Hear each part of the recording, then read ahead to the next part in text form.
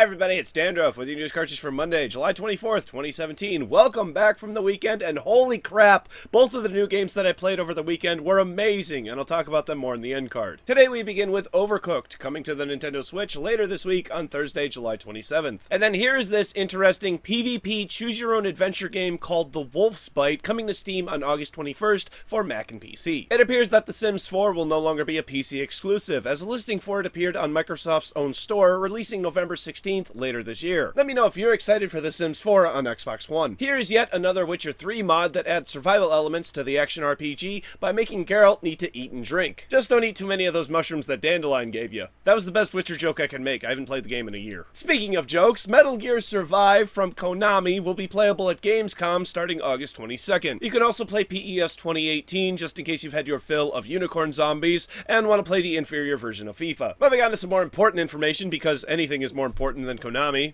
The PSN is going to be having some scheduled maintenance for roughly an hour tomorrow morning. Bungie has announced that Destiny's 2 beta will go on for a few days longer than expected. This is one of those few times that I'm going to agree with Kotaku, and I will say that any dates that publishers give us for betas are complete bullshit, and if they say it's going to start on Friday and last till Sunday, you can bet it's going to go till Monday or Tuesday. Blizzard has responded to all of the badgering requests of why Terry Crews is not Doomfist, and while the public may think that Terry is perfect for the role, Blizzard disagrees. Senior designer Michael Chu said that they love Terry, but as soon as they heard the voice actor for Doomfist, they were sure they had their man. My own speculation says to not give up hope, and that Crews may play a different Overwatch character at some point in the future. If you're looking to play Crews in a video game, he does appear in Crackdown 3, which you can check out a video of a few of his performances in the game through the links in the description down below, along with links for sources for all of today's stories. From there we go on to Phil Spencer, saying the Xbox One pre-orders won't be too much longer. This is one of those times that if you're sure you want it, go ahead and pre-order it because it's hardware. Speaking of pre-ordering hardware, let's talk about the mini SNES Classic, which has,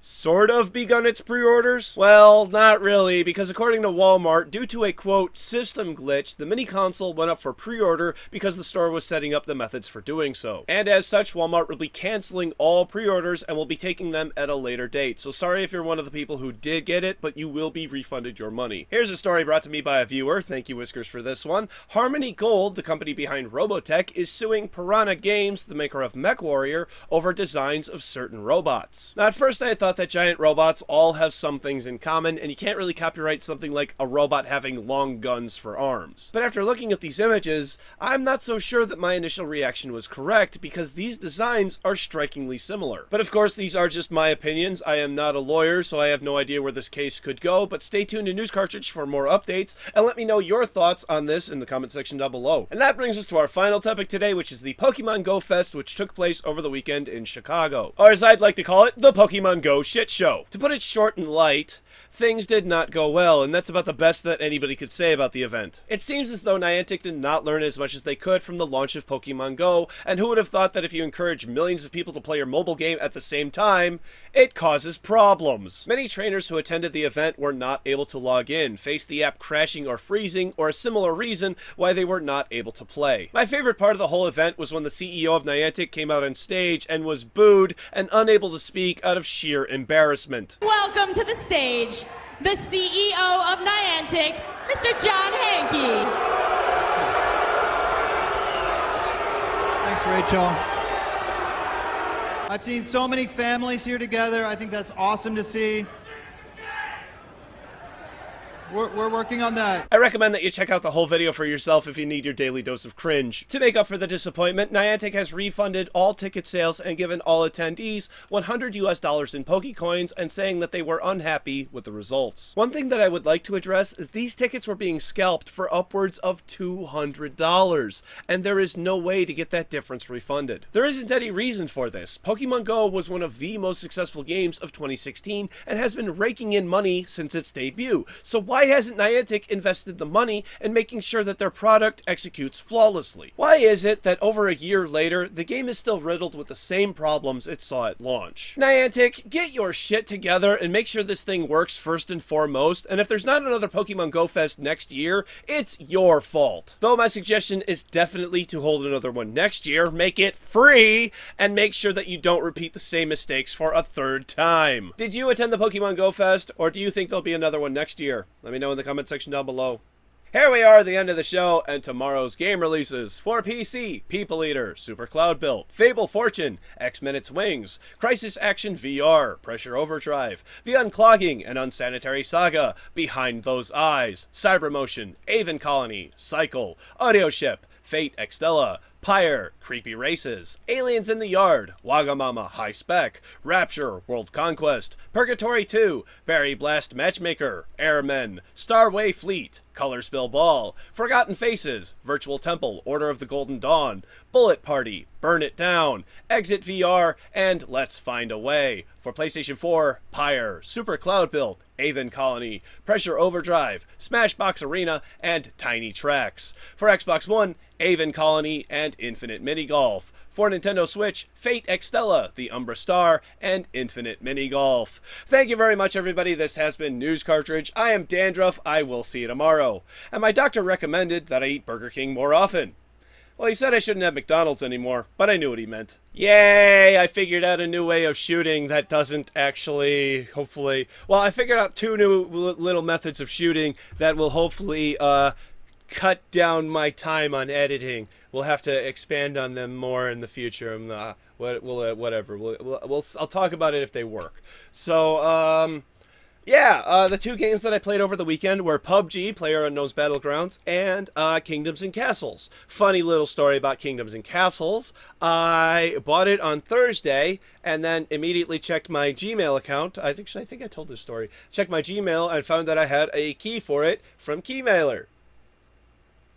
So I had to refund it through Steam so that way I could get it through Keymailer and not have to necessarily pay for it. But I'm going to be doing a stream of it soon. I don't know when, hopefully today, because I got to do that. Otherwise, Keymailer will get mad at me. Because that's not cool if you abuse the system like that because they're being so nice and letting people get free games in order to play them for, reviews and exposure and all that stuff. So I get a game, they get exposure. Yay, we're all happy. But I got to actually do the exposure part of it. Otherwise, I'm just getting a game and playing it in my house. So let's cover that one first. Let's cover Kingdoms and Castles because that one's not so well known. I had known about this for a long time. I'd known about it since earlier this year because I had actually reported on it because I was like, this looks amazing. This looks so good. I really, really like the building mechanic because it builds a wireframe initially and then it slowly builds up to completion as things get done. So it's really nice. It shows very nice progression, very nice animations for the building. Plus, it's got a lot of varieties and different houses and different stuff. Very, very nice builder game. It reminds me a lot of Banished. So if you like Banished, go get this one now because it's Banished with a combat mechanic. So you actually have guys that come in and attack your town and whatnot. But you have to recruit different types of ways of fighting them off. You can have different archers or ballistas and stuff. Those have to be put on towers, but you can actually have troops and whatnot in your village. I haven't figured that part out yet though, so we're still into the learning process of that game. Then what else do we want to say about that? Anything else? Yeah, it's a lot like Stonehearth, but on a much bigger scale. Okay, so Banished, but it's Stonehearth, but Banished, which is on a bigger scale, Stonehearth on a bigger scale, with combat added in. Somebody said, I saw some reviews or something, tower defense mechanics were added in. It doesn't really seem like tower defense. It just kind of seems like colony builder survival. So along the lines of RimWorld, like people come in and attack you and then they leave. You can kill them off and take... I don't know if you get any loot for killing them. I don't know. I've only put a couple of hours into the game. The other one that I've been playing, PUBG, PlayerUnknown's Battlegrounds. Wow! That is fucking good. That is really, really good. To tell a story of something that happened last night, I was in a party with me and two other friends, and I had died, and... I'm spectating one of the guys, or one of them. He gets shot while he's in a house in a kitchen, and he's on the ground, and he's telling this girl, please don't kill me, don't kill me, I'll be your friend, please don't kill me, I'll give you $5, just please don't kill me, please don't kill me, just don't kill me, just don't kill me. He's just talking up big, just also just flooding the mic, or flooding the airwaves so that person can't talk. That person's using him as bait, okay? That person is using my friend as bait, trying to wait for my other friend to come in. And at the same time, because we're on Discord, just talking up like, come on, just move it, just move it, just move it. He goes around in the house, gets to the window, shoots her in the face, comes around in and revives a friend. Oh my god, it was so good. It was so good just to see her like just look up and drop down dead. Oh, it was so good. Ragdoll physics in that game are really good. I've noticed that it's got some performance issues, but hopefully those will work themselves out as it gets closer to release. But as it sits, it's a hoot, it's a holler, it's a barrel fun, it's a great time. It is so good. It's a little bit high priced at $30, but I think you'll get your enjoyment out of it. Kingdoms and Castles is only $10, and I do recommend both of them. If you like a city building management thing, go for Kingdoms and Castles. If you like a battle royale first third person shooter game, if you liked Arma, if you like DayZ, go for PUBG, or if you liked H1Z1, go for PUBG. Really, really good. It does a lot of things right. It does so many things right. Everyone's gonna get a gun. If you don't have a gun, it's rare that you don't get a gun. And that is so frustrating when you're in a survival game, when you're in a battle royale game like that. You can't find a weapon. You're gonna find something. You're gonna find a pistol. You're gonna find something. It's really, really easy. You can have two back weapons, a sidearm, melee weapon, and grenades. Everything is set up ready to go. It's so like the UI could use some work, but the UI is very friendly still. So it's friendly, it's a little cluttered. So still, you gotta take it for what it is. Other than that, I don't know. I'm trying to think. There's Aven Colony is another game that I've been looking at. That's releasing on all three platforms. It's also available on Keymailer if you're part of that. So if you, I put in my request for a key. I doubt I'll get that one because it seems like it's a bigger game. But that's next one on my list of games that I want. So. Also Anti-Hero. I want to get Anti-Hero. Is anybody out there playing Anti-Hero? I know Sid Alpha put out a video on that, but I don't know. I want to actually try that one. That one's only $15, so I may pick it up. I have talked long enough in this end card. I think this is actually a really good place for me to do things like, hey everybody, this is the games I played, this is the fun I had, this is what I did. I think this is a good place for it. So give me some feedback on if you want to hear me talking about the games I played during the end card. Little heads up, sometimes I don't get to play games because the show takes up literally all of my time. Literally. Like, I wake up, I write the show, I go to bed. Sometimes. It sucks. I love doing it, though. Social media links are over here, everybody. Please go follow me on Twitter. Come over and join my Discord. That is not over here, but that is in the description down below. That is the last link. It says Dadrift's Discord. Come over and talk to me. Hang out with me there. I am in Discord all of the time. I am always there. You can DM me if you want. We'll have a little conversation, a little whatever, yada, yada. Click over here to join my channel.